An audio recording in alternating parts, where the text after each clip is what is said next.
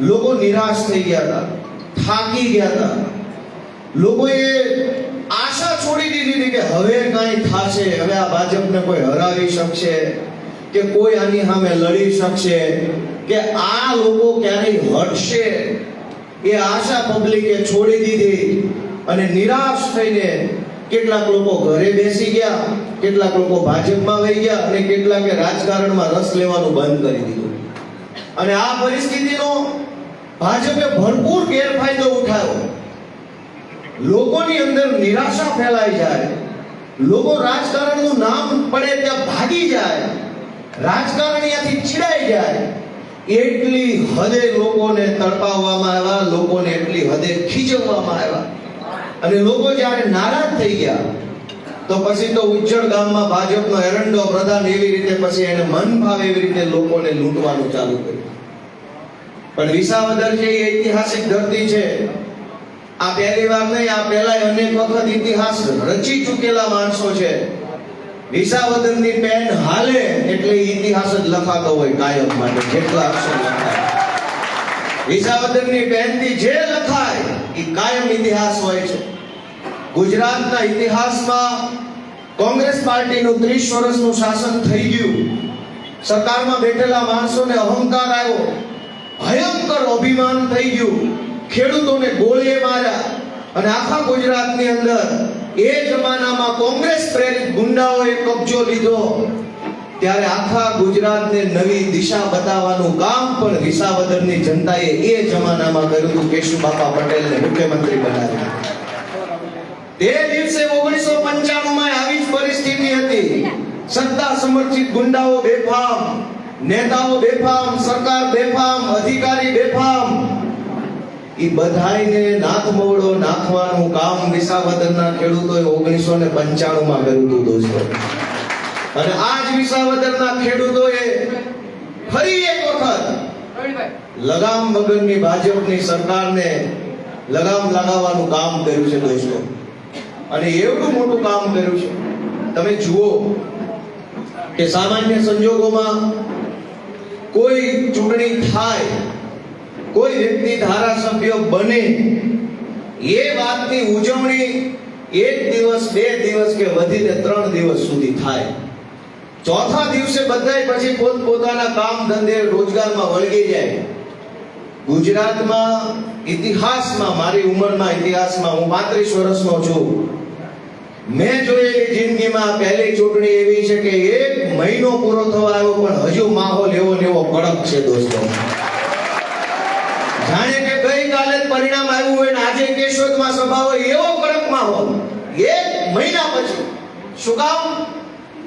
કે વર્ષોથી જે જનતા રીબાઈ, વર્ષોથી જે પીડા હતી, વર્ષોથી જે વેદના દિલના ઊંડા ખૂણે ધરવી દીધેલી કે હવે કાંઈ નહીં થાય, એ હતાશા ખંખેરી નાખે એવું રિઝલ્ટ આપ્યું છે વિસાવદરની જનતાએ. લોકોના જીવમાં જીવ આવ્યો. અને આ ચૂંટણી આમ આદમી પાર્ટી નહીં, ગોપાલ ઇટાલિયા નહીં, દરેક વ્યક્તિને એમ લાગે છે જાણે હું જીતી ગયો છું એવી આ ઉજવણી આવે છે. હું જીત્યો હોત તો હું અઠવાડિયું નાચી ગાઈને વાત પૂરી થઈ જાત. હા તો આખું ગુજરાત જીત્યું હોય ને એવો ઉત્સવ 1 મહિનાથી હાલી રહ્યો છે દોસ્તો. કેમ? કેમ કે છેવાડાના માણસને, વેપારીને, દુકાનદારને, કર્મચારીને, અમારા વકીલોને, ખેડૂતોને, રત્ન કલાકારોને, માલધારીઓને, સૌને એમ લાગે છે કે આ ચૂંટણી તો હું જીત્યો છું, આ ચૂંટણી તો મારી ચૂંટણી છે, આ ચૂંટણીમાં તો મને કંઈક ફાયદો થયો હોય એવું લાગે. અને એટલા માટે દોસ્તો આજે આપણે જ્યારે આ સારામાં સારા ઐતિહાસિક કાર્યક્રમમાં એકઠા થયા છે ત્યારે સૌથી પહેલા તો જેમણે સત્યનો સાથ આપવાનો નિર્ણય કર્યો, જેમનો પોતાનો આત્મા જાગ્યો અને જેમણે પોતાના જગાડેલા આત્મા પાસે નિર્ણય કરાયો કે હવે હું જૂઠાનો સાથ નહીં આપું, ચોરનો સાથ નહીં આપું, એમ કહીને જે લોકો આજે આમ આદમી પાર્ટી સાથે જિલ્લા પંચાયત, તાલુકા પંચાયતના બંને સભ્યશ્રીઓ ગઢવી સાહેબ અને અગેરા સાહેબ, જે કાંઈ ઉપસરપંચ શ્રીઓ, ચાલુ સરપંચ શ્રીઓ, પૂર્વ સરપંચ શ્રી, પૂર્વ તાલુકા પંચાયતના સભ્ય, આ સિવાય જ્ઞાતિના આગેવાનો, જે કોઈ લોકો કોઈ આજે આમ આદમી પાર્ટીની અંદર કેસ પહેરીને જોડાયા છે એ બધાનું હું આમ આદમી પાર્ટીમાં વિશાળ હૃદયથી સ્વાગત કરું છું, બધાને હું આવકારું છું. અને એમણે જે નિર્ણય લીધો છે એ નિર્ણય આવનારા દિવસોમાં ગુજરાતના કરોડો લોકો લેવાના છે એવો સંકલ્પ આપણે અહીંયા આજથી લેવાનો છે. દોસ્તો મિત્રો, હું આજે એક નાના છોકરા તરીકે, તમારા બધાના દીકરા તરીકે, ભાઈ તરીકે કંઈક કહેવા આવ્યો છું. ધારાસભ્ય તો બહુ નાની વસ્તુ છે. 2 વર્ષ સુધી છીએ, પછી આવતી ચૂંટણી છે, પછી એના પછી દર 5 વર્ષે ધારાસભ્યનું પદ રિન્યુ કરાવવું પડે. રિન્યુ થાય તો ઠીક, ન થાય તો પછી પાછા હતા એવા થઈ જાય. પણ દીકરાનું પદ ક્યારેય રિન્યુ નથી કરાવવું પડતી. એકવાર દીકરો જન્મો એટલે જીવે ત્યાં સુધી દીકરો રહેશે. દોસ્તો, હું તમારા દીકરાના પદ લઈને અહીંયા આવ્યો છું કે હું તમારો આજીવન દીકરો છું. મારે પદ રિન્યુ નથી કરાવવું પડે. હું ભાઈ છું, મારે પદ રિન્યુ નથી કરાવવું પડે. અને એટલે હું એક દીકરા તરીકે, ભાઈ તરીકે તમને વિનંતી કરવા આવ્યો છું કે આત્માને જગાડો, પોતાના મનને ઢંઢોળો, આત્માને ઢંઢોળો કે શું આપણે જીવીએ છીએ કે ખાલી હાડતું ચાલતું એક હાડ પિંજર છીએ? આપણી અંદર કોઈ માણસ વધ્યો છે કે મરી ગયો માણસ અંદરનો? કેટલા જુલમ, કેટલી તાનાશાહી, કેટલું શોષણ આ ભાજપની સરકાર આપણું કરી રહી છે. અને છતાંય હજારો લોકો દરેક ચૂંટણીની અંદર ખબર નહીં હું વિચારીને ભાજપનું બટન દબાવે છે. આપણે દબાવેલા એક બટનના કારણે ભાજપની સરકાર બને, એ સરકાર કરોડો લોકોના લોહી પરસેવાની કમાણીને ચૂસી લે, લોકોના જીવનને બરબાદ કરી નાખે એવા નિર્ણયો લે. અને છતાંય દરરોજ જ્યારે ચૂંટણી આવે ત્યારે લોકો ભાજપને મત આપે છે. હું તો દીકરા તરીકે વિનંતી કરું છું કે ભાઈ બાપા, આત્મા જગાડો. ક્યાં સુધી આવું ચાલશે? હું તમને ઘણી ઘટનાઓ કહેવા માંગુ છું. એ મારા આત્માથી હું વાત કહેવા માંગુ છું, કોઈ નેતા બેતા તરીકે નહીં. ગુજરાતના એક દીકરા તરીકે કહેવું છે કે અમને દિલ દુખાય છે મારું. રાજકારણ તો જે થવું હોય એ થાય, હારી જાય જીતી જાય, પાર્ટી આજ છે કાલ નથી, બમદી નવી આવશે.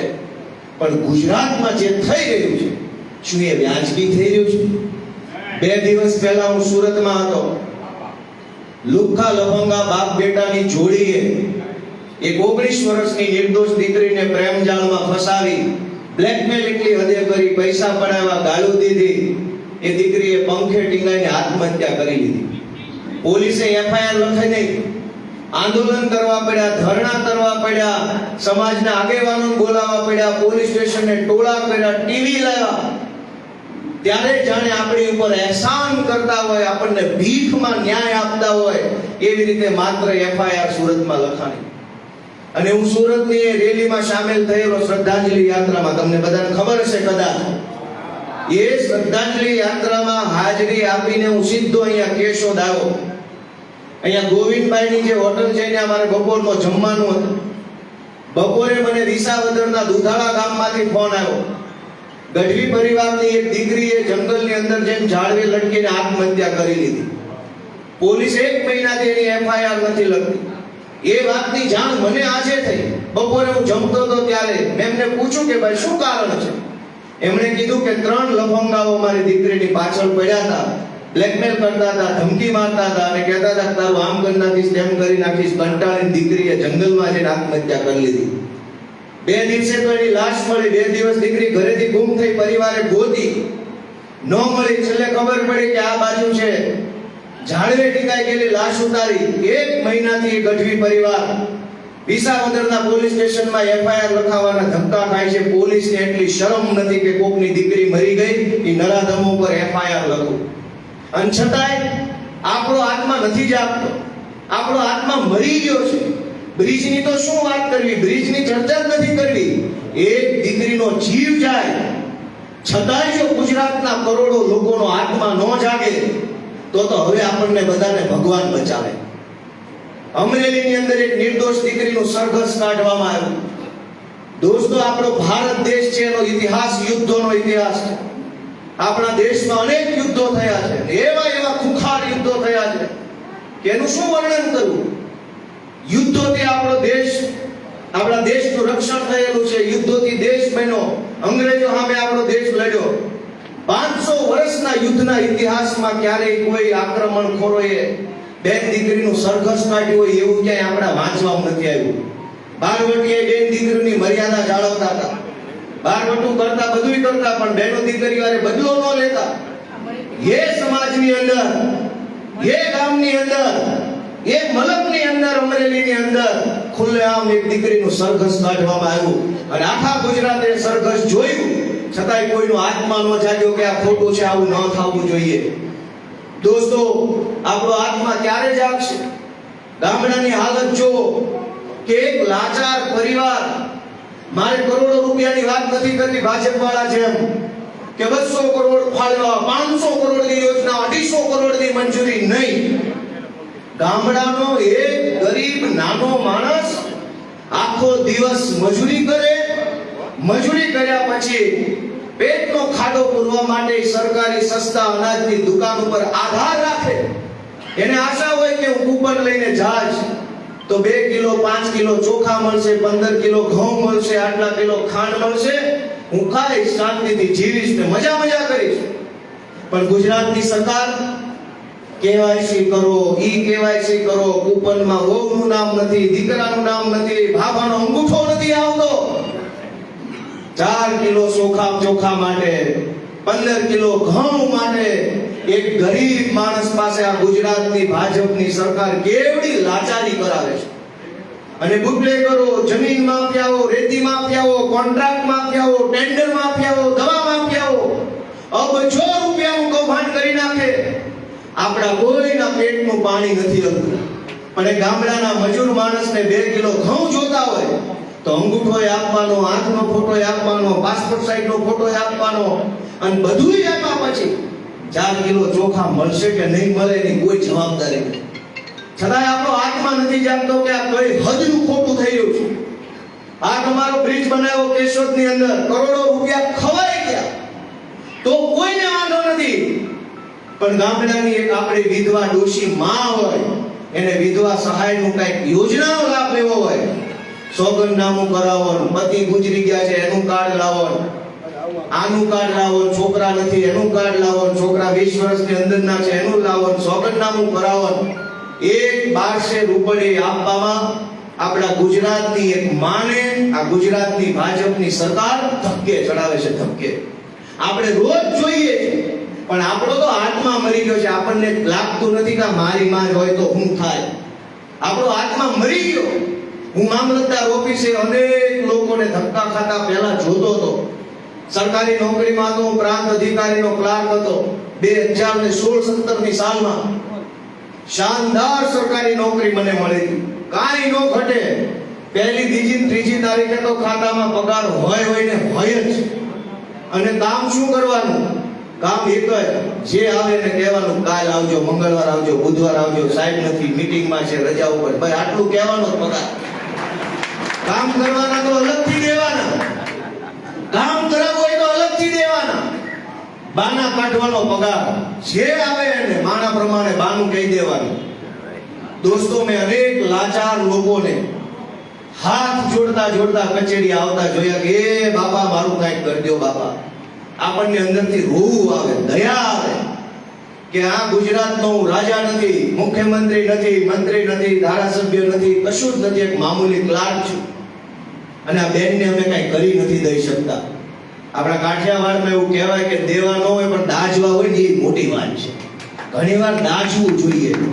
આપણી પાસે દેવાનું કઈ ન હોય તો એ કોઈ મોટી સમસ્યા નથી. આપણને તો દાજતું બંધ થઈ ગયું છે. કોઈ ગરીબ માણસને જોઈને આપણને દાજતું નથી કીધો, એના કરમ હશે. દોસ્તો, આપણો આત્મા ક્યારે જાગશે? તમે લાચારીની હદ જો કે બાળકને ભણાવવા માટે મા બાપે કેટલું કરવું પડે છે. એક બાજુ ભાજપની સરકાર એવો દાવો કરે છે કે ભારત વિશ્વગુરુ બની જશે, 5 ટ્રિલિયનની ઇકોનોમી થઈ જાય, ગુજરાતમાં વિકાસના ડંકા વાગી ગયા છે. અને બીજી બાજુ એક ગરીબ પરિવારે પોતાના દીકરા દીકરીઓને ભણાવવા માટે જમીન વેચવી પડે, સોનું વેચવું પડે, જાત વેચી નાખવી પડે. એવા કિસ્સા આ ગુજરાતમાં બન્યા છે માત્ર દીકરાને અક્ષર જ્ઞાન અપાવવા માટે. શું આપણા બધા માટે શરમ, ચિંતા અને સંવેદનાનો વિષય નથી? કોઈ માએ કોઈ બાપે પોતાની જમીન વેચી નાખવી પડે આપણા બધા માટે ચિંતાનો વિષય નથી. કેમ આપણો આત્મા નથી જાગતો કે અવળો મોટો વિશાળ મહાન ભારત દેશ શું ભારતમાં જન્મેલા બાળકને ભણાવી નહીં શકે? યુક્રેન, રશિયા અને યુક્રેનનું યુદ્ધ થયું, કદાચ બધાને સાંભળતું હશે. યુક્રેન અને રશિયાનું યુદ્ધ થયું ત્યારે ખબર પડી કે ગુજરાતના હજારો છોકરાઓ યુક્રેન દેશની અંદર મેડિકલ સાયન્સ ભણવા ગયા છે, ડોક્ટરનું ભણવા ગયા છે. ગુજરાત કરતા નાનો દેશ છે યુક્રેન. ગુજરાત મોટું છે, આપણા રાજ્ય કરતા જે દેશ નાનો છે એ દેશ ગુજરાતના છોકરાને ભણાવી શકે છે, એને પોહાય છે, એને પાલવે છે, એની પાસે સુવિધા છે. પણ જે ગુજરાત યુક્રેન દેશ કરતા મોટું છે એ ગુજરાત પોતાના બાળકોને ડોક્ટર નથી બનાવી શકતું. એ ગુજરાતની સરકાર આપણા બાળકોને ઘર આગળ ભણાવી નથી શકતી. અને વાતો વિકાસની, અને એ વાતો ઉપર દરેક ચૂંટણીમાં સિક્કો આપણે જ મારીએ છીએ. જૂઠી વાત ઉપર બટન આપણે દબાવીએ. દોસ્તો, આપણો આત્મા મરી ગયો છે. આપણી અંદર હવે કોઈ માણસ નથી જીવતો, આપણને કશું જ ફરક નથી પડતો. ગુજરાતના દીકરાઓએ લાચારીની અંદર 2 નંબરના રસ્તે અમેરિકા જવું પડે છે, ઠંડીમાં ઠૂંઠવાઈને મરી જાય છે. આ ઘટના બધા સાંભળી છે કે ન સાંભળી? 3 જણાએ આ પાડી, 3 જણાનો આભાર. ગુજરાતના દીકરાઓએ લાચારી વર્ષ અમેરિકા જવું પડે ને ઠંડીમાં ઠૂંઠવાઈને મરી જાય, ઘટના સાંભળી કે નહીં? તો ધૂળ પડી આ સરકાર ઉપર, ધૂળ પડી ભાજપમાં, ધૂળ પડી ભાજપને મત આપનારાના જીવનમાં કે તમે એવી સરકારને મત આપો કે જે સરકારના પાપે ગુજરાતનો દીકરો દીકરી નાના નાના પેટમાં હોય એવા બાળકો ટાઢમાં ઠૂંઠવાઈને મરી ગયા. એ પાપ કોને લાગશે? એ પાપ જેને ભાજપનું બટન દબાવ્યું ને એને લાગે છે. દોસ્તો એ પાપ લાગે છે. દોસ્તો, પોલીસ સ્ટેશનોમાં ગમે ત્યારે જાઓ, જે સાચો માણસ હોય, પીડિત માણસ હોય, જેની ઉપર જુલમ થયો હોય, એની એફઆઈઆર ક્યારેય પોલીસ લખતી નથી. અનેક વખત એવા દાખલા આવ્યા છે કે ખૂન થઈ જાય વ્યક્તિનું, પછી ખૂનની એફઆઈઆર લખાવવા માટે પોલીસ સ્ટેશનની બહાર ધરણા કરવા પડે. આવું બને છે કે નથી બનતું? તમે એક વાતની વિચાર કરો. દાખલો આપું, વિછિયાની અંદર કોળી સમાજના ઘનશ્યામભાઈ રાજપરા, એની હત્યા થઈ ગઈ. સરકારી જમીનની પેશકદમીની મુદ્દામાં હત્યા થઈ એમની. નિર્દોષ માણસ, મજૂરી કરતો માણસ, હાવ સામાન્ય ગરીબ પરિવારના વ્યક્તિનું ગામના માથાભારે લોકોએ ખૂન કરી નાખ્યું. ખૂન કરી નાખ્યા પછી પોલીસ સ્ટેશને એફઆઈઆર નો લખવામાં આવી. શું કામ? ખૂની લોકો માથાભારે માણસો હતા, એમને રાજકીય સમર્થન હતું, એમના ટેકામાં નેતાઓ હતા. દોસ્તો, કહેતા શરમ આવે એવી વાત છે કે 32 કલાક થયા, પરિવારે એમ કહેવું પડ્યું કે જ્યાં સુધી એફઆઈઆર નહીં લખાય ત્યાં સુધી અમે લાશ નહીં લઈએ. તમે બધા મને જવાબ આપો કે અનેક વખત, એક વખત નહીં, ધ્યાનથી સાંભળજો, અનેક વખત તમે તમારા જીવનમાં એવું સાંભળ્યું હશે કે અમદાવાદમાં, વડોદરામાં, સુરતમાં, મોરબીમાં, ભુજમાં, કેશોદમાં અહીંયા કિસ્સા બન્યા હતા. પેલા ડોક્ટરે મન ભાવે એવી સર્જરીઓ કરી નાખી હતી ડિલિવરી દરમિયાન. કેશોદનો કિસ્સો તો નહીં. દોસ્તો, તમે બધા તમારા મનથી હોંકારો મારજો જો સાચી વાત હોય કે અનેક વખત આપણે એવું સાંભળ્યું છે કે પરિવાર એમ કે જ્યાં સુધી એફઆઈઆર નહીં થાય, જ્યાં સુધી કાર્યવાહી નહીં થાય ત્યાં સુધી અમે લાશ નહીં સ્વીકારી. આવું અનેક જિલ્લામાં બન્યું છે કે નથી બન્યું? આ ખરેખર સાચું બોલું છું કે ખોટું બોલું છું? સાચું છે. તમે તમારા મન ઉપર હાથ રાખીને વિચારો. તમારો આત્મા જો મરી ન ગયો હોય તો આત્માને પૂછો કે આપણે ઈ પરંપરાના માણસ છીએ કે આપણા પરિવારનો કોઈ સભ્ય ગુજરી જાય તો પરિવારની લાશને બધ ભરી લે અને એમ બોલે કે નો લઈ જાતા. ખબર છે કે હવે આ પાછા નહીં આવે, આને લઈ જવાના છે, એમનો અગ્નિદાહ કરવાનો છે. ખબર હોય તો એ બાપ હોય, દીકરો હોય, માં હોય, પત્ની હોય, લાશને વળગી જાય. અને જ્યારે ઈ જ લાશને હું નહીં લઉં, આ લાશું નહીં અડું એમ કહેવા માટે કાળજા ઉપર કેવડો પાણો રાખવો પડતો છે, વિચાર કરો. કોઈના ઘરનો પતિ ગુજરી જાય અને બાઈએ બેને એમ કહેવું પડે કે જ્યાં સુધી કાર્યવાહી નહીં થાય હું મારા ઘરવાળાની લાશ નહીં લઉં, તો એ પાણો કેવડો રાખવો પડતો છે બેને. કલ્પના કરો બધા, એક બેની લાશને વળગી જાય અને એમ કે લઈ ન જાતા, એના બદલે એમ કેવું પડે હું અડીશે નહીં, લઈ જાવ આખું. તો એ બેનના દિલ ઉપર પાણો કેવડો હશે, કહો તો ખરા. કેવડો મોટો પાણો રાખીને એક માએ કેવું પડે હું મારા દીકરાની લાશ નહીં લઉં. દોસ્તો, આવી સરકાર હોય કે જે આપણા માણસ મરી જાય એની ઉપર એફઆઈઆર નો થાય, એની ઉપર કાર્યવાહી નો થાય, કશું જ નો થાય. ગંભીરાનો બ્રિજ તૂટ્યો, મોરબીનો બ્રિજ તૂટ્યો, પાલનપુરનો બ્રિજ તૂટ્યો, વડોદરાનો તૂટ્યો, રાજકોટનો, અમદાવાદનો, અનેક લોકો મરી ગયા. જ્યારે બ્રિજ તૂટે સરકાર એમ કે કડક કાર્યવાહી કરવામાં આવશે, કોઈ જબરબંધીને છોડવામાં નહીં આવે, બધાને પકડીને ભાજપમાં લઈ લેવામાં આવશે. દોસ્તો, આપણો આત્મા મરી ગયો છે. હું ગુજરાતના દીકરા તરીકે, તમારા બધાના દીકરા તરીકે તમને બે હાથ જોડી રહ્યો છું કે તમારા આત્માને જગાડો. રાજનીતિ કાલ હતી, આજ નથી, આવતીકાલે હશે, પણ આ સમાજ બરબાદ થઈ રહ્યો છે ને એક વખત સમાજ ખાડે વયો જશે ને તો ક્યારેય ઉપર આવી નહીં શકે. દોસ્તો, રાજકારણ આમ આદમી પાર્ટી માટે કામ ન કરો, ભાજપ માટે ન કરો, કોંગ્રેસ માટે ન કરો, સમાજ માટે કરો, ગુજરાત માટે કરો કે કઈ હદનું પતન થયેલું છે. દોસ્તો, મારે એક બે વાત તમને બીજી કહેવી છે કે મેં વંથલીની સભાની અંદર એક વાત કરેલી કે સાવજ ડેરીની અંદર નકલી દૂધ ભરીને કરોડો રૂપિયા કમાવામાં આવે છે. કેમિકલ વાળું ઝેર જેવું દૂધ એ લોકો ભરે છે મંડળીમાં. આપણા બધાના જીવની આરે રમત રમાઈ રહી છે. ભાજપના નેતાઓ કરોડો રૂપિયા કમાય છે અને આપણા જીવનો જીવ જાય છે.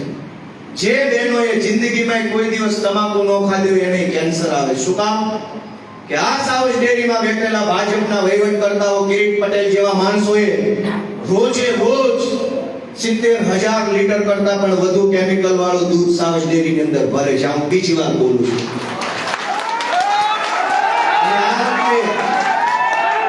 આ વખતે હું પુરાવા લઈને આવ્યો છું. જેને એમ લાગતું હોય કે ભાજપના ખોળામાં બેહીને તમે મોટા હાવજ થઈ ગયા છો, હાવજ ભાજપના ખોળામાં બેઠા હોય ન હોય, ભાજપની હામાં પડી કે ની હાવજ. આ વખતે દોસ્તો તમારો આત્મા જગાડો. ગોપાલ ઇટાલિયા મહત્વનો નથી. હું તો બહુ નાનો માણસ છું. આજ ધારાસભ્ય છું, 27 માં કદાચ પબ્લિક આમ તેમ કરે, કદાચ નો આવ્યો, કદાચ બીજી વાર બની જાવ, એ બહુ મોટી ઘટના નથી. મોટી ઘટના તો એ છે કે તમારા જીવ આરે છંછેડ થઈ રહી છે, છેડછાડ થઈ રહી છે, તમારા જીવને જોખમ છે. દોસ્તો, ક્યારે જ આવશે? ભાજપના માણસો કરોડો રૂપિયા કમાવા માટે થઈ અને નકલી દૂધ પીવડાવી રહ્યા છે, ઝેરી દૂધ પીવડાવી રહ્યા છે. દોસ્તો, હું તમને કહું છું કે વંથલીની સભામાં રેકોર્ડિંગ કરીને બતાવજો નકલી હાવજોને કે ભાજપના ખોળામાં બેહીને હાવજ કરીને ફરવું એ મજામાં નથી. પોલીસ આડી રાખે, જિલ્લા રજિસ્ટ્રાર આડો રાખે, એની આડે કલેક્ટર, એની આડે પ્રાંત અધિકારી, એની આડે મામલતદાર, એની આડે તલાટી, એની આડે બુટલેગર, એની આડે 500 લફંગા, એની ઉપર ગુંડા, એની વાહે નકલી હાવજ. અને પછી એમ કે હાવજ, પછી એમ કે હું હાવજ છું. એવું ન હોય. હાવજ અહીંયા ઊભો છે, અહીંયા ઊભા છે. અવળી મોટી સરકારથી અમે નથી ડરતા, કેમ કે અમે ખોટા કામ નથી કરતા. દોસ્તો, આ સાવજ ડેરીએ હું તમને કહું કે કેવી રીતે તમને ઝેર પાય છે. વંથલીની સભામાં મેં નિવેદન આપ્યા પછી મને ચેલેન્જ મારી કે હું માનાનીનો દાવો કરું, કોર્ટમાં જાઉં, કોર્ટમાં લે. વકીલને ધમકી, વકીલને એવું કહેવાનું કે હું કોર્ટમાં જઈશ. સાવજ ડેરીમાં રોજનું અંદાજે 3 લાખ લીટર દૂધ ભરાતું રોજનું, જેમાંથી 1.5 લાખ લીટર દૂધ અસલી દૂધ હતું અને ઉપરનું 1.5 લાખ લીટર દૂધ એ ઝેરી કેમિકલ વાળું એવા પ્રકારના કેમિકલથી બનેલું નકલી દૂધ રોજે રોજ સાવજ ડેરીમાં ભરી બાટલીમાં પેકિંગ કરીને આ પંથકના લોકોને ભાજપવાળા પીવડાવે છે. જે દિવસે મેં મંથલીમાં નિવેદન કર્યું એના પછીથી આજ દિવસ સુધી ઓછામાં ઓછી 70,000 લીટર રોજની દૂધની ભરતી ઓછી થઈ ગઈ. રોજ જે દૂધ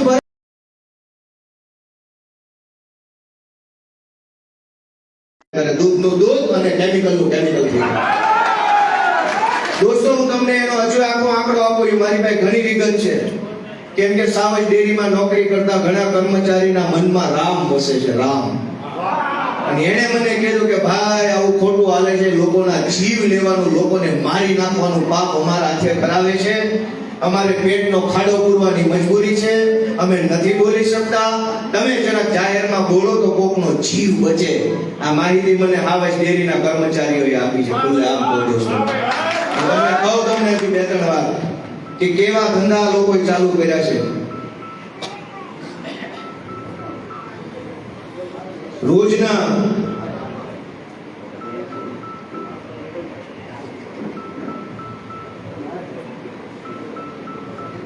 હું તમને કેટલીક મંડળીના નામ દઉં. એક બાલોદ ગામ છે, બાલોદ વંથલી તાલુકામાં. એમાં કોડ નંબર 1367 એનો દૂધ મંડળીનો રૂટ કોડ છે. આ બોગસ નકલી મંડળી છે. રોજનું એમાં 5000 લીટર નકલી દૂધ ભરવામાં આવે છે ઓન પેપર. ગામમાં કોઈ એવી મંડળી નથી, કોઈ એવું દૂધ કલેક્શન સેન્ટર નથી. 2500 લીટર સવારે, 2500 લીટર સાંજે, આખે આખો 5000 લીટર કેમિકલ વાળું દૂધ, ઝેરી દૂધ, માણસને મારી નાખે એવું દૂધ રોજે રોજ આ મંડળીના ખાતામાં ઉધારી અને ટેન્કર સીધું સાવજ ડેરીના પેલા મોટા જે ટેન્કર હોય એમાં નાખી દેવામાં આવે છે. મારી પાસે અનેક ડેટા છે. આ સિવાય જાંબુડા 2 મંડળી છે, માણાવદરની જાંબુડા 2 છે, કોડ નંબર 1359 નંબરના રૂટ કોડ વાળી બોગસ નકલી મંડળી છે. આવું કોઈ સેન્ટર ગામમાં નથી, ઓન પેપર સેન્ટર છે. એની અંદર રોજનું 5000 લીટર કેમિકલ વાળું નકલી દૂધ ભરવામાં આવે છે. લુસાડા મહિલા મંડળી છે, લુસાડામાં 2 ટોટલ મંડળી છે. એનો કોડ છે 1239 અને બીજો છે 1281 રૂટ કોડ નંબરની મંડળીઓ છે, દૂધ મંડળી કલેક્શન સેન્ટર. આ બંને કલેક્શન સેન્ટરમાં રોજનું 2500 લીટર લેખે 5000 લીટર નકલી ઝેરી દૂધ આ મંડળીના માધ્યમથી નાખવામાં આવે છે. દોસ્તો આખી મંડળીની અંદર ઝેરી દૂધ નાખવાનો અને કરોડો રૂપિયા કમાવાનો ખેલ હું તમને કહી દઉં કે મહારાષ્ટ્રમાંથી એમ કહેવાય છે, પણ કેટલાક લોકોનું એવું કહેવું છે કે 4 પેટનું 70,000 લીટર દૂધ રોજે રોજ મહારાષ્ટ્રથી અહીંયા સાવજ ડેરીમાં લાવવામાં આવે છે. એ જર્સી ગાયનું દૂધ નથી, એ 4 પેટનું દૂધ, કેમિકલ વાળું દૂધ મહારાષ્ટ્રથી લાવવામાં આવે. એ 4 પેટના દૂધને અહીંયા જેતપુર પાસે એક જગ્યા છે, એનું નામ મને ખબર પણ બોલવું નથી, લાઈવ રેટ પાડવાનો છે. એ જગ્યાએ લઈ જઈ 4 પેટના દૂધને 7.5 પેટનું દૂધ બનાવવામાં આવે કેમિકલ નાખીને. અને 7.5 પેટનું દૂધ 70,000 લીટર દૂધ 7.5 પેટનું થઈ જાય એટલે એને અલગ અલગ નકલી બોગસ મંડળીઓમાં ઉધારી દેવામાં આવે. મેં તમને 2-3 ના નામ આપ્યા, મારી પાસે લાંબા નામ છે પણ બધું લખતા ભૂલી ગયો. 70,000 લીટર કેમિકલ વાળું દૂધ એ ભર્યું હોય જેતપુર આજુબાજુના એક વિસ્તારમાં, પણ વંથલીની, કેશોદની, માણાવદરની અનેક દૂધ કલેક્શન નકલી સેન્ટરોમાં એ ઉધારાઈ જાય 5,000 લીટર લેખે. અને પછી એ ટાંકો સીધો જેતપુરથી સાવજ ડેરીની અંદર ઠલવી દેવામાં આવે 7.5 ફેટ લેખે. અને ઈ પૈસા જે નકલી મંડળીમાં દૂધ ઉધાર્યું હોય 5,000 લીટર, ઈ સાવજ ડેરીના પૈસા કિરીટ પટેલ દ્વારા જેડીસી બેંકના માધ્યમથી ઓલી જે કલેક્શન સેન્ટરને ફાળવી દેવામાં આવે ને કલેક્શન સેન્ટર ઈ પૈસા ઉપાડી લે, બધા ભાગ પાડી લે છે ને આપણને બેમોત મારે છે. દોસ્તો આ મોતનો ખેલ, મને હું ફરક પડશે, મારી ઉપર કેસ આવશે, સજા થશે, જેલમાં જાય, મારી બૈરી છોકરા છે એ જામીન કરાવવા ધક્કા ખાશે, જીવ કોનો જશે, મોત કોને આવશે? આ નકલી ડેરીઓ, હું તમને કેશોદ તાલુકાની નકલી મંડળીઓનો ડેટા આપવા માંગુ છું આજે કે કેવો ખેલ આ ભાજપના માણસો જુનાગઢ જિલ્લામાં કર્યો છે. મારી નાખવા સિવાય બીજી કોઈ વાત નથી. દોસ્તો ફરેણી ગામ એ કેવું ગામ છે?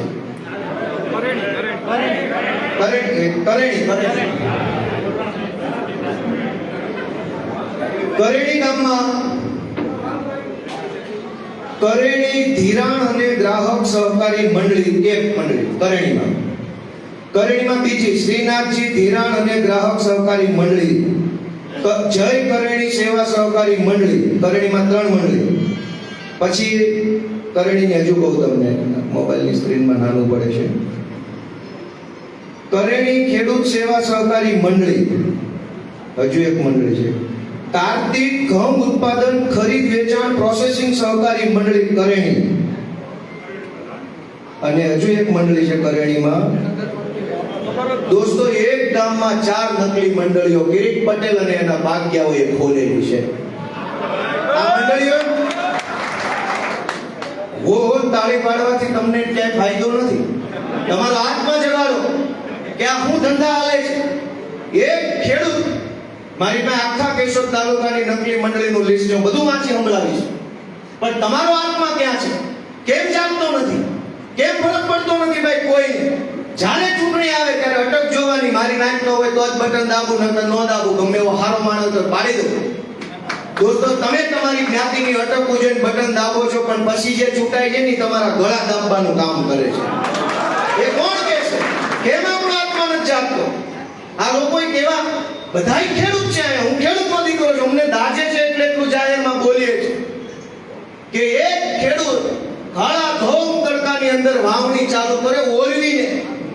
તડકો હોય, વરસાદ આવશે, થોડું કુવાથી પાછું ખેતરમાં આટલી કાળી મજૂરી કરે. રોજડા, ભૂંડડા, દીપડા, સિંહ, વીછી, સાપ બધા જ જોખમ સહન કરે. ક્યારેક ટાઈમે લાઈટ આવે, ક્યારેક ટાઈમે લાઈટ ન આવે, મજૂર મળે ન મળે, ઘરમાં હોય એટલા લોકો મજૂરી કરે. આખું વરસ લોહી રેડે ખેતરમાં. ત્યારે માંડવી પાકે, ત્યારે કપાસ પાકે, ત્યારે સોયાબીન પાકે, અને તમે લોહી રેડીને પકવેલા કપાસ, સોયાબીન, મગફળી કે ઘઉં, ચણામાં કિરીટ પટેલ અને એના ગુંડાઓ જે આખા જુનાગઢ જિલ્લામાં છે, એ તમારા લોહીની કમાણી ચૂસી લે છે આવી નકલી મંડળીઓ બનાવીને. અને આપણો આત્મા જાગતો નથી. આપણને કોઈ ફરક પડતો નથી કે હું હાલે છે. હું તમને બીજી માહિતી આપું.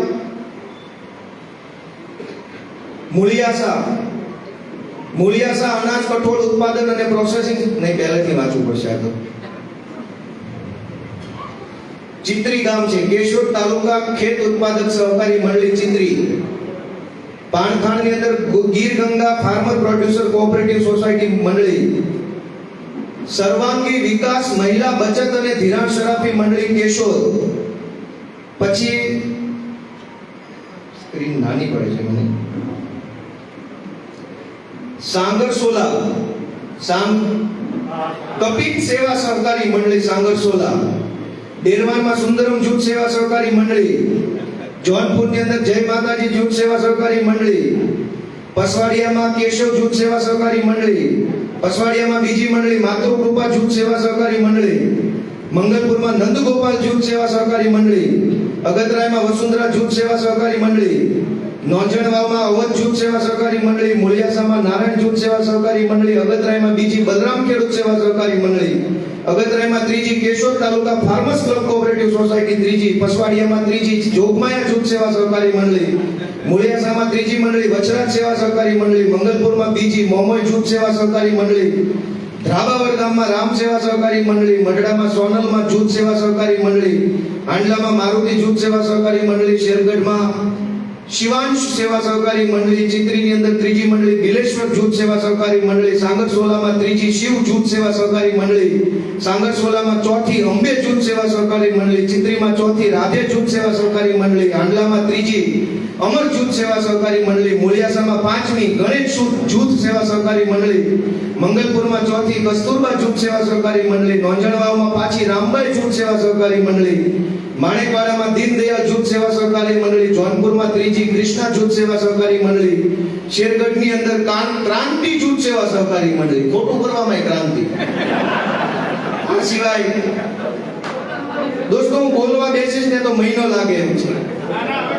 એક ગામની અંદર 5-5, 6-6, 8-8, 10-10 મંડળીઓ કિરીટ પટેલ અને એના ભાગ્યાઓએ ખોલેલી છે. અને આ મંડળી શું કાંઈ સેવા કરવા ખોલી છે? દોસ્તો, આપણો આત્મા મરી ગયો છે. કોઈનો આત્મા જાગતો નથી. બધાની અંદર જ્ઞાતિ જીવે છે. ભારત, પાકિસ્તાન એવા મુદ્દા હોય તો બધાની ચોટલી હલી જાય છે. પણ તમારા લોહી પરસેવાની કમાણી આ કિરીટ પટેલ અને એના ગુંડાઓ લૂંટી જાય તો તમારો આત્મા નથી જાગતો. દોસ્તો, મારે શું કહેવું તમને? હું ધારાસભ્ય થઈ ગયો, મને બુકે આત્મા શાલ ઓઢાડી, એનાથી હું લોકોનું કલ્યાણ થાય. આને કઈક આત્મા જગાડો, આ કિરીટ જેવા ગુંડા ભગાડો તો કઈક લોકોનું કલ્યાણ થશે. દોસ્તો, મને એટલું બધું દુઃખ લાગે છે, એટલું બધું દુઃખ લાગે છે કે જાણું છું બધું ને થાતું મારાથી કાંઈ નથી. શું કામ? ગુજરાતનો આત્મા હુઈ ગયો છે, કોઈનો આત્મા જાગતો નથી. બધાને પોતાની જ્ઞાતિ હોય તો દેખાય, બધાને મારી જ્ઞાતિ ન હોય તો જિંદાબાદ, બીજો હોય તો મુર્દાબાદ. પછી ગમે એવો કાળો ચોર હોય મારી જ્ઞાતિનો તો જિંદાબાદ. પણ પ્રવીણ રામ જેવો એક યુવાન હોય તો નહીં હાલે, કેમ કે અમારી જ્ઞાતિનો નથી. અને હું તારી જ્ઞાતિ મારી જ્ઞાતિનો આપણે લમણાજી કરીએ ત્યાં કિરીટ પટેલ આવી હજારો મંડળીઓ બનાવી, કરોડો લીટર નકલી દૂધ સાવજ ડેરીમાં ભરી, ખેડૂતોના નામે બોગસ ધિરાણ મેળવી, એપીએમસી માર્કેટ યાર્ડમાં, સંઘમાં, બેંકની અંદર અનેક જગ્યાએ પોતાના માણસો બેસાડી અબજો રૂપિયા આપણા લૂંટી લે છે. કેશોદની બજારમાં વેપાર કરતા વેપારીઓ આખો દિવસ ધૂળ ઝાપટે, વારી ઘડીએ ઝાપટે, ત્યારે હાજે 1000 રૂપિયા કમાય. એ 1000 રૂપિયાની અંદર 1 કિલો તો ધૂળ ઝાપટવી પડે. 1 કિલો ધૂળ ઝાપટીને આપણો વેપારી 1000 રૂપિયા કમાય છે. પણ આ ભાજપવાળા તમારા એક મતના કારણે બનેલી સરકારમાં અબજો રૂપિયા ખાઈ જાય છે. કોઈ એને કહેવા વાળું નથી. અમે કંઈક કહીએ તો અમારી હામાં થાય છે. હું હાવસ છું, મીંદડો છું, બિલાડો છું, એવું કરે છે. શું કામ? એની એવી કેમ હિંમત થાય છે? એની એવી એટલે હિંમત થાય છે કે ગોપાલ ભલે બોલે, પબ્લિક પૂતી છે ને, પબ્લિક તો અમને ભાજપને જ મત દેવાની છે, ગોપાલને તો ઠેકાણે પબ્લિક પાડી દે. એની હિંમત એટલે થાય છે, કિરીટ પટેલ એના ભાગ્યાઓની હિંમત એટલે થાય છે. એને ખબર છે કેશોદ હુઈ ગયું છે, માંગરોળ ઊંઘે છે, માણાવદરમાં કોઈ જાગતું નથી. ખાલી વિસાવદર વાળાએ બળ કર્યું છે એટલે વાંધો નથી, લૂંટાય એટલું લૂંટો, એવું કિરીટ પટેલ ને એના ભાગ્યાઓ માને. દોસ્તો, આપણો આત્મા ક્યારે જાગશે? મારી પાસે તો એટલું બધું કહેવા જેવું છે, પણ કહેવું કેટલું, સાંભળે કોણ? બધાય હુતા છે. હવનો આત્મા હુઈ ગયો છે. કોઈને ગુજરાતની ચિંતા નથી. હવને પોતાની જ્ઞાતિની ચિંતા છે ભાઈ. પણ ગુજરાતની ચિંતા કરશું તો બધી જ્ઞાતિનું ભલું થાય. આપણી જ્ઞાતિની ચિંતા કરશું તો ભાજપવાળા પુલ જેવા પુલ બટકાવી જાય બધી જ્ઞાતિને. આજે નાળું બનાવ્યું, બધી જ્ઞાતિને બટકાવ્યું. કોણ બાકાત રહ્યું એમાંથી? પાણી બનાવવા તો બધા હેરાન થયા, દુકાનો બંધ થઈ તો બધાની બંધ થઈ. દોસ્તો, હું તો કેટલું કેવા મોબાઈલની અંદર એટલા બધા કાંડ કૌભાંડ જુનાગઢના આપ્યા છે લોકોએ. કેવું કોને? કોણ સાંભળશે મારી વાત? હું તો નાનો છોકરો છું. એ બધા મોટા મોટા ખાના લોકો છે. તમે વિચાર કરો, હું તમને નવી વાત કહું આજે. જોજો તમે કેટલા કરોડોના કૌભાંડ છે. પછી હું મારી વાત પૂરી કરું, કેમ કે આપણો આત્મા ભૂઈ ગયો છે. કેવું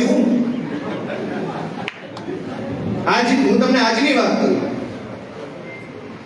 વિસાવદર નગરપાલિકામાં થોડાક દિવસ પહેલા બહેનો મને મળી, વોર્ડ નંબર 1 ની, અને બહેનોએ મને રજૂઆત કરી કે અમારા વિસ્તારમાં રોડ બનતા નથી, તો તમે કંઈક નગરપાલિકામાં જઈને રજૂઆત કરો. તમે બધા જોયો હશે વિડીયો.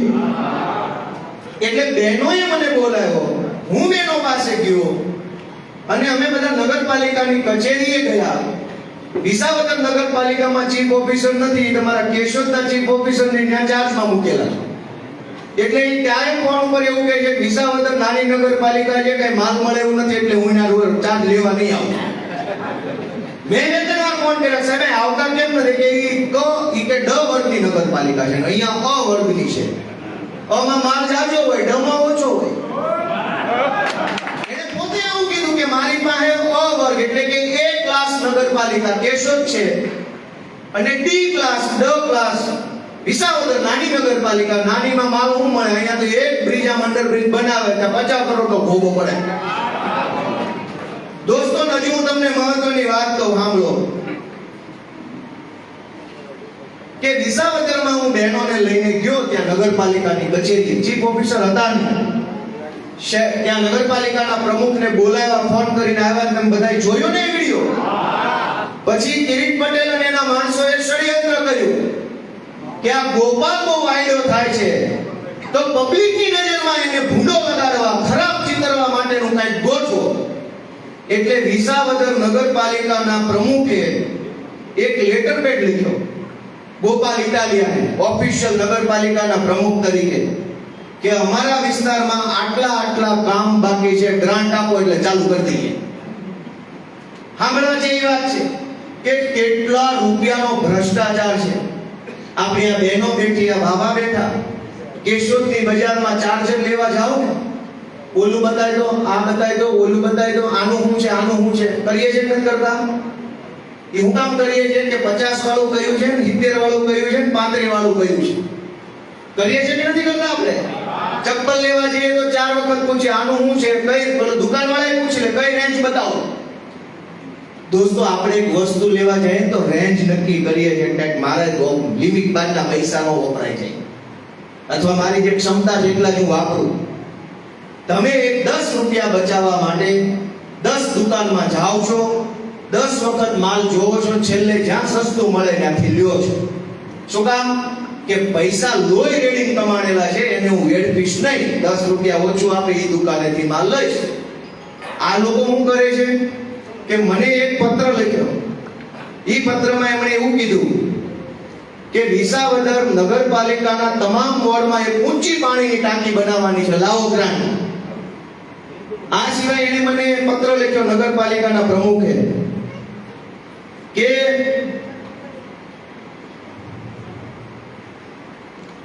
ફાયર સ્ટેશન બનાવવું છે, લાવો પૈસા.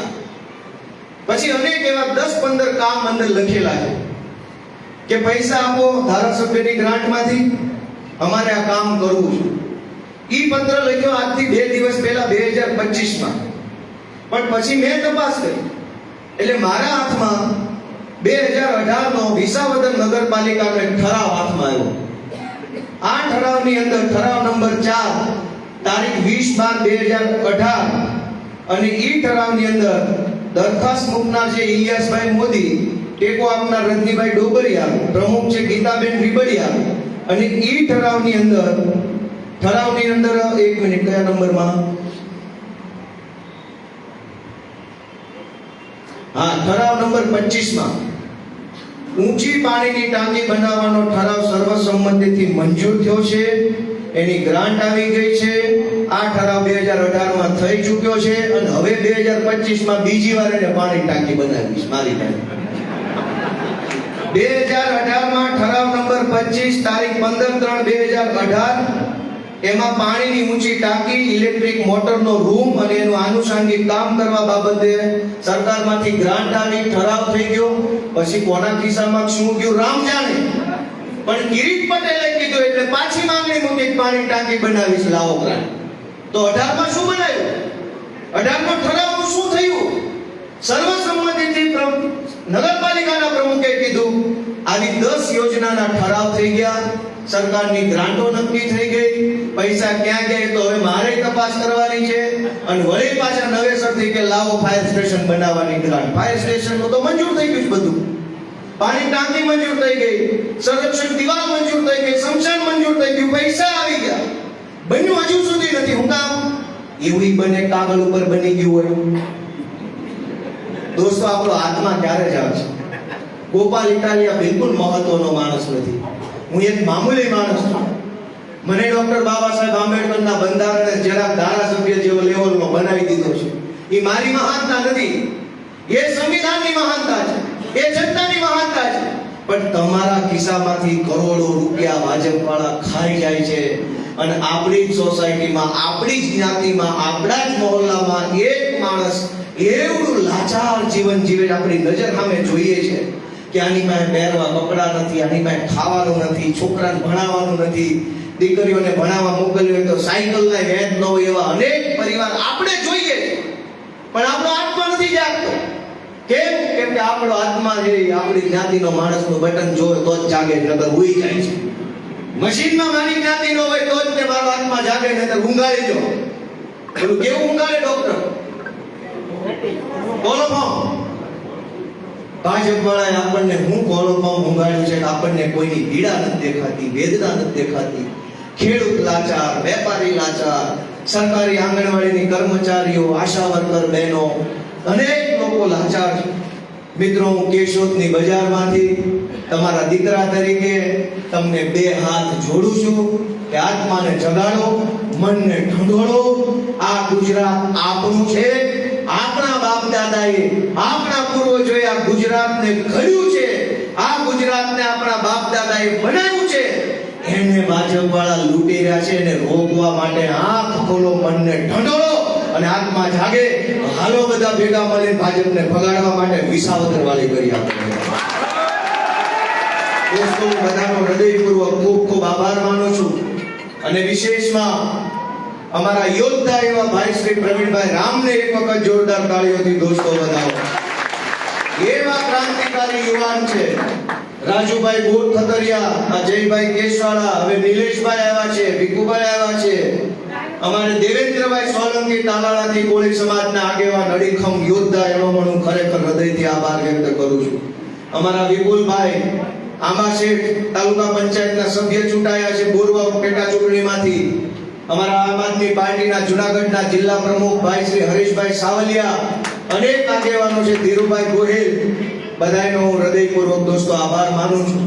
અમે બધા નવા માણસો છીએ, નાના ઘરના માણસો છીએ, પણ અમારી હિંમત બહુ મોટી છે, અમારી નિયત બહુ સાચી છે. એટલે તમારી પાસે આશા રાખીએ છીએ બધાય ભેગા થઈને અમને ટેકો આપો તો અમે ઘણું સારું કામ કરવાના છીએ.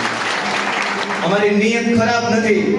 નાના માણસ છીએ એ 100%, નાના ઘરના છીએ એ 100%, પણ અમારું કામ નાનું નહીં હોય. અમે કઈક મોટું સારું કામ.